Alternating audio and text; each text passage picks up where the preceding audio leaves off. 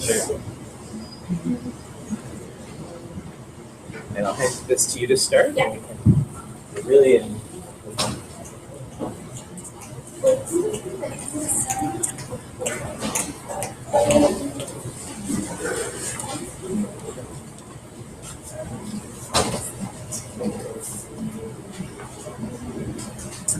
Hi, welcome to our first lunchtime talk for Fall Prevention Month. My name is Christiane Brown, and this is Tilak. He's a scientist here at Toronto Rehab, and he's going to be our first speaker. So today he's going to talk to us about a fall that happened right at our doorstep at Elm Street and University that we happened to catch on camera. So he's going to tell us a little bit more about what are different things that could have caused this fall, and also introduce a whole lot of topics that will be happening this month. So pass it on. Thanks very much, Christiane. So thanks for joining us on this inaugural Falls Prevention Month talk. We will show you the video of a fall in just a second, but I want to just put a little bit of context on the problem that we're talking about. So this is the scenario that we like to think about a lot of the time. We think about older adults living at home and the challenges that they face. So imagine this couple, the husband, let's say he's just had an illness or an injury, maybe he's had a stroke and he's just come out of the hospital. Think about the challenges that these two will face.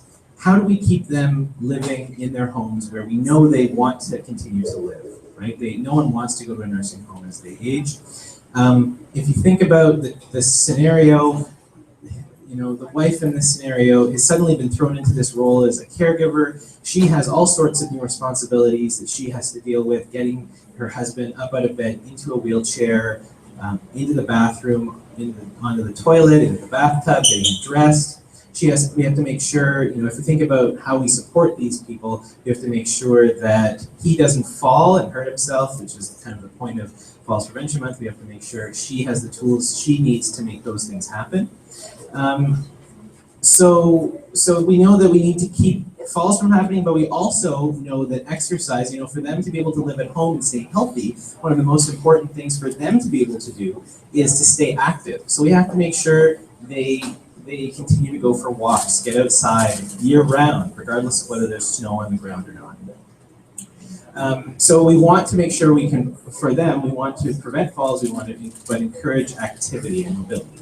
So how do we do those things? Well, we know that older adults stop going outside once snow hits the ground, right? Once the winter comes and there's snow, people with disabilities and older adults often find it too dangerous to go outside, and for good reason.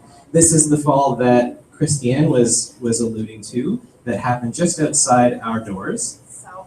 So there it happened right there. You see someone fall quite hard as they're crossing over this snowbank. So there's some snow at this intersection, and you see the person get up and walk away without any injury. So we're pretty sure that that person was okay. But we can use this example to think about what can we do to prevent falls like that from happening so that people can get out and stay active and continue to live in their homes as long as possible. So you saw the fall, and if we think about what are all the different reasons that fall might have happened, I think there are sort of three categories that we typically think about.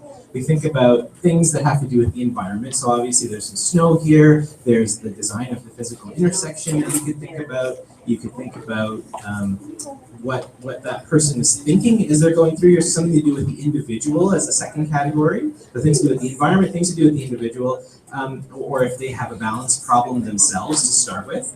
They maybe they've had a head injury or a stroke and they have a balance deficit. And the third thing is what is the interface between the person and their environment that we're thinking about here. So in this case, footwear. So we'll talk about some of these different things, and over the next few, the next weeks and days when we're doing these talks, these lunchtime talks, we'll look at different aspects of these issues. But for now, let's focus on a couple of specific examples for this fall. So we said maybe footwear. Maybe it's something to do with that the person is wearing poor footwear. It could be the person has poor balance control. It could be something about the design of the intersection of the sidewalk that they're working on. And we'll show you that we have research going on here at Toronto Rehab that tries to address each of those problems. And I'll give you some examples. So let's start with the footwear. So How well, I mean, for the moment, forget about the older couple that we saw in the picture, how well would your footwear do on a day like this? How confident would you feel if you had to go out on a day like this? Well, we have a program of research ongoing here. This is Dr. Yue Li, who will be speaking to us tomorrow about some of this work, that looks at how you evaluate footwear to make sure that it works when you need it to, so on ice and snow surfaces. And so as you can see here, Yue is testing out a pair of boots that don't work particularly well. You can see her slipping around.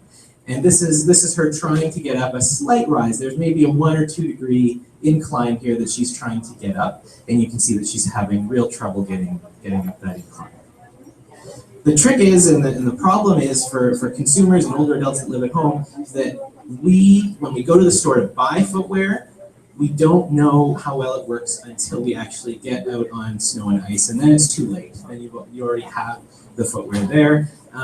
Wouldn't it be great if, just like your winter tires, if they're the symbol that you see on the side that tells you that this material has been tested on snow and ice and it works and it achieves a certain standard, wouldn't it be great if footwear could have a similar symbol on it? Well, that's one of the projects that we're working on, and Yue is going to tell us more about her progress in that. She'll show you, she'll present to you some options for footwear that maybe if you were in a store you would be presented with, let you go ahead and choose which ones you think you would like to purchase, and then we'll show you how well they work using our Winter Lab footwear testing protocol, where we take this simulator. So Winter Lab is one of 4 simulators that we have down in our challenging environments laboratories here at Toronto Rehab Institute that are mounted on top of a hydraulic base. We can put people inside this 6 meter by 6 meter pod and have them walk up and down icy inclines. So the pink area at the back here is an ice surface that this is our institute director here, Jeff Fernie, who really, it was his vision that came up with all of these simulators. You can see he's on a safety harness walking up and down these icy surfaces, and you can test how well those shoes will work by finding the limit for how steep an incline they can walk up. And in this case, you can see these boots stop at about a 6 or 7 degree incline. Yue will show you some shoes that we can create different ice surfaces. We can create wet ice surfaces, dry ice surfaces. Some shoes that can only achieve like a 2 degree wet ice surface. Others that can do a 20 degree ice surface. So the point is there's a huge range of performance that we know about, and so wouldn't it be great if consumers could choose their footwear based on that performance? Yue will also talk about some of the materials development we're doing to do even better. So there's materials that we have on the market today that are used in footwear outsoles, but we are now working to develop new materials that have different materials embedded inside it at the microscopic level, embedded in these surfaces so that they grip ice even better than the rubber and materials that we know about. If we move on to balance control, what can you do? How do you try to understand whether someone has a balance control problem, if they're likely to fall because of, say, a head injury or a stroke, they have an issue with balance? Well, you can use one of our simulators that's called Falls Lab. You put someone on this big moving platform, jolt them a little bit, and you can try to understand, you can try to probe what is causing them to have a balance problem. Hillary's going to talk to us more about that in a future talk. Other things that we're going to talk about over the next few days that have to do with the individual things that might be causing them to be at risk of falls, things like vision and hearing loss, whether they have spinal cord injury, diabetes, depression. Different medications can put us at higher risk for falls, chronic obstructive pulmonary disease, and then what can we do in terms of exercise and therapy to help the individual or to reduce that risk of falls to the individual. We'll also talk about some products that have been developed here, including this one. Dr. Stephen Perry is going to talk about Balance Pro, which is an insole that has now been clinically shown to reduce the risk of falls in people that are at high risk of falls. We talked also about exercise and therapy. You know, keeping active, I mentioned, is so important for staying healthy in general and for improving balance. But we have to be careful with people who have challenges with balance. The types of exercise that they can do is very limited. So we have to think carefully about how do you keep these people active when they're at such high risk of falls. There are lots of falls prevention exercise classes like this that are around where you have to be seated or standing holding onto things. Unfortunately, a lot of our research here has shown that it's led by Avril Mansfield, has shown that if you don't challenge your balance, if you're hanging on to something or if you're sitting, you're not challenging your balance. And if you're not challenging your balance, you're not improving your balance. So there's a lot of work going on here that to try to understand what the best ways to train people and give people exercise are. And we'll talk about those issues. When we're talking about the environment, I mentioned the intersection, sidewalk design. We'll talk about that more in a second. But over the next few days, we'll be talking about how we can change the environment, how we can put grab bars and handrails in our environments, and what we can do to make stairs safer. These are all things that we have the ability to improve in our environments. And we'll show you the work that we're doing in front where you have to try to improve those things. Let's talk about intersections though just for a second. It's a bit of a crazy idea to put out there, but it's something we'd like to test out. You know, we're all familiar with these curb ramps, right? In Toronto, when you have snow that melts, becomes slush, it becomes water, you get these pools of water that form at crosswalks, right where you're trying to get past through this intersection.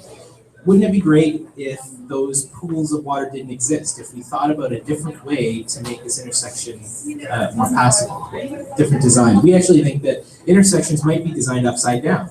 So instead of sidewalks that come down through a curb ramp to meet the road, imagine a design where you have the road rising up to meet the sidewalk. So now people can walk across on the level. Snowplows can clear areas much more effectively where pedestrians are trying to walk, and cars go up a slight rise as they approach these intersections. It is really a very slight rise. That this is exaggerated in this image, but you can have this ramp extended out as far as you want and have a very slight rise. We don't know if this idea is necessarily a good one. We want to test it out at this intersection. We now have a councillor at the City of Toronto who is willing to let us test this on one of his intersections that needs to be repaved anyways. He's going to assign us one where we'll monitor it for a year in the winter and then repave it with this design, monitor it again and see what happens. At homes, I mentioned we can change, we'll talk about how we change our home environments to make them safer through some of the products that we've developed here. So this is called the Move Easy Kit system, and it's a set of vertical grab bars that we call them pressure fit because there's a nut here that you tighten, and these bars extend themselves between the ceiling and the floor, so there's no need to screw them in or to have a contractor come and install them. You can put these up very quickly yourself, put up the vertical poles, and then clip in horizontal poles horizontal handrails wherever you need, so that you can quickly create sort of a safe passage for someone to get them, say, from the bedroom to the bathroom. So you're allowing them not only a reduced risk of falls, but you're improving their ability to move independently. So encouraging independent mobility, because this person now, a lot of people talk about how they're able to independently, they don't have to wait for their caregivers to come and help them out of bed when they need to go to the bathroom. So it's a big quality of life improvement, and it keeps them more active. The fact that just a simple pole next to the bed means that you will get up and move around more if you can do it by yourself rather than having to wait for someone to do that. We all know the bathroom tends to be a high-risk place for falls as well, and we're going to talk more about what those risks are. So Alison Novak and Emily are doing a special 1-hour webinar to talk about some of their work on making bathroom spaces safer with including the placement of grab bars like this. Where is the best place to put a grab bar? Alison and Emily are working on defining that so that they can be put into the building code so that it can be made safer. And Alison will also talk to us about stair safety. So moving up and down stairs, this is one of our labs we call Stair Lab that's mounted on the hydraulic base. What shape and size of, what dimensions of stairs are the safest? That's what she's trying to understand. She recently changed the building code by requiring stairs to be longer. Instead of 8 inches, they're now apart 10 inches wide, and that will reduce the risk of falls on those size stairs by a factor of 3 to 4. Vicky is also working on looking at what shape, size, and position of handrails prevent the fall if you were to slip on the stair. What is the best size of handrail that is graspable so that you can prevent an injury if you do fall? So that's a peek at some of the projects that we're going to be talking about over the next few days. We invite you to join us every day at 12:30. Come in person here or join us online. So these talks will all be live broadcast on YouTube. These are some of the groups that are working with us on this initiative, Falls Prevention Initiative. You can go to their websites and find out what they have planned. I'll turn it back over to Christina. Thank you so much, Tilak. That was a very informative talk. Please come again tomorrow. We have another talk scheduled. Dr. Yui Lee is going to be talking about winter fall risk and what research she has done to help reduce falls in the winter environment.